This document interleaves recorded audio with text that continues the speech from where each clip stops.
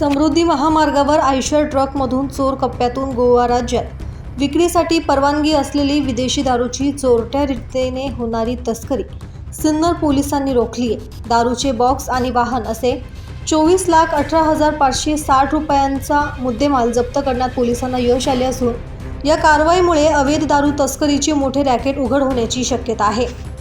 पोलिसांकडून मिळालेल्या माहितीनुसार महाराष्ट्र राज्यात बंदी असलेले गोवा बनावटीची विदेशी दारूची समृद्धी महामार्गाने वाहतूक करत असलेल्या आयशर ट्रकवर सिन्नर पोलिसांकडून कारवाई करण्यात आली।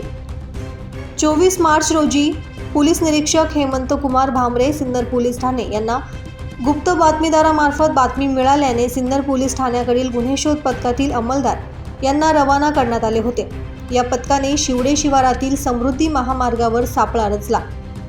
समृद्धी महामार्गाने मुंबई बाजूकडून सिन्नर बाजूकडून येणारे आयशर ट्रक क्रमांक MH48 CQ 5692 ही थांबवण्याचा इशारा केला असता ती सिन्नर बाजूकडे पळून जात असताना तिचा पाठलाग करून या वाहनाला शिवडे शिवारातील समृद्धी महामार्गावरील पोल क्रमांक 583.5 येथे थांबवण्यात यश आले। या वाहनाची झडती घेतली असता सदर वाहनाचे मागील केबिनच्या आतमधील बाजूस चोर कप्पा बनवण्यात आला असून सदरचा कप्पा प्लायवूडने आणि नट बोल्टने बंद करून त्यात फक्त गोवा राज्यात विक्रीस परवानगी असलेले विदेशी मद्याचे बॉक्स मिळून आल्याने सदरचे वाहन हे सिन्नर पोलीस ठाण्यात आणून सदर वाहनावरील चालकास त्याचे नाव विचारले असता त्याने त्याचे नाव अंकित सुरेश पारिक वय 27 वर्ष आणि दुसरा मुरारीलाल मदनलाल पारिक वय 35 वर्ष असे सांगितले।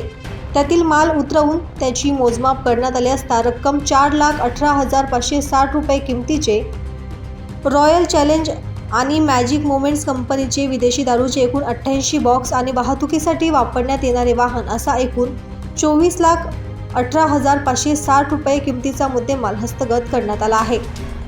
या कारवाईबाबत सिन्नर पोलीस ठाणे गुन्हा रजिस्टर नंबर 202/2026 महाराष्ट्र दारूबंदी अधिनियम कलम 65 ई प्रमाणे गुन्हा दाखल करण्यात आला आहे। सदरची अवैध दारू ही कुणाच्या सांगण्यावरून आणि कुठे पोहोचवण्यासाठी वाहतूक करण्यात येत होती, या रॅकेटमध्ये किती आरोपींचा सहभाग आहे आणि सदरचे रॅकेट किती वर्षांपासून कार्यरत आहे याची सखोल चौकशी करून सिन्नर पोलीस पुढील तपास करत आहे।